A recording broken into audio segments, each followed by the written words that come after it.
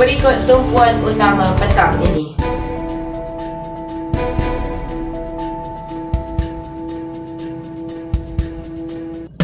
Banjir di Johor terus mencatatkan peningkatan.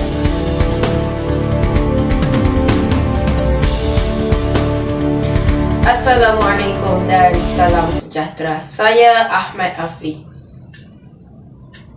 Banjir di Johor, jumlah mangsa terus meningkat, 26,633 orang dipindahkan. Keadaan banjir di Johor semakin membimbangkan apabila seramai 26,633 mangsa banjir dicatatkan setakat 2 petang ini, berbanding 25,213 orang pada pagi 8 pagi tadi.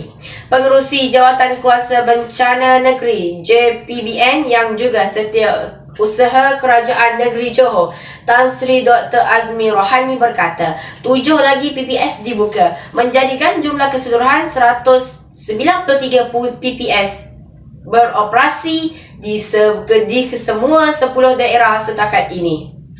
Katanya, Segamat kekal merekodkan jumlah mangsa banjir yang tertinggi, melibatkan 8,053 penduduk daripada 2,189 keluarga ditempatkan di 60 buah pusat pemindahan sementara PPS.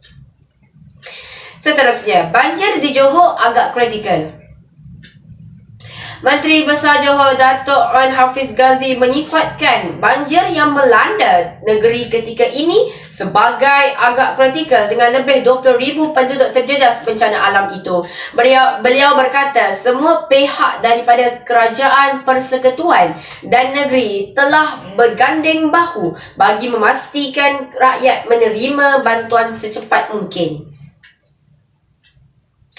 Seterusnya, KPM laksana penjadualan semula SPM untuk 431 calon terjejas banjir.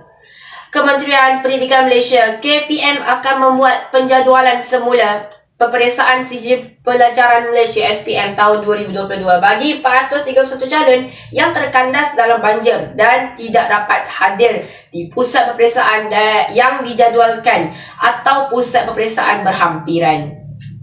KPM dalam kenyataan hari ini memaklumkan lembaga peperiksaan sedang mengumpulkan maklumat terperinci mengenai calon yang terlibat. Penjadualan semula peperiksaan akan dilaksanakan bagi calon berkenaan setelah mendapat pengesahan Pengarah Pendidikan Negeri, kata KPM. Seterusnya, penduduk sifatkan banjir di Segamat dahsyat terburuk dalam 17 tahun.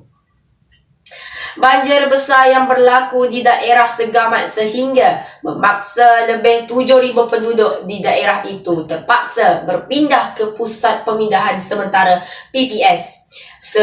Selain beberapa laluan utama terputus hubungan sejak semalam, disifatkan sebagai yang paling buruk. Bukan sahaja lebih 50 PPS terpaksa diaktifkan, malahan bandar Segamat bagaikan pulau apabila masih didegani air dan menyebabkan ribuan penduduk terputus hubungan. Seterusnya, semua stesen KTM akan dilengkapi lift. Kementerian Pengangkutan akan memastikan semua stesen kereta api Tanah Melayu Berhad KTM di seluruh negara mempunyai kemudahan lift dalam usaha memudahkan warga emas, wanita mengandung dan orang kurang upaya OKU menggunakan perkhidmatan pengangkutan awam.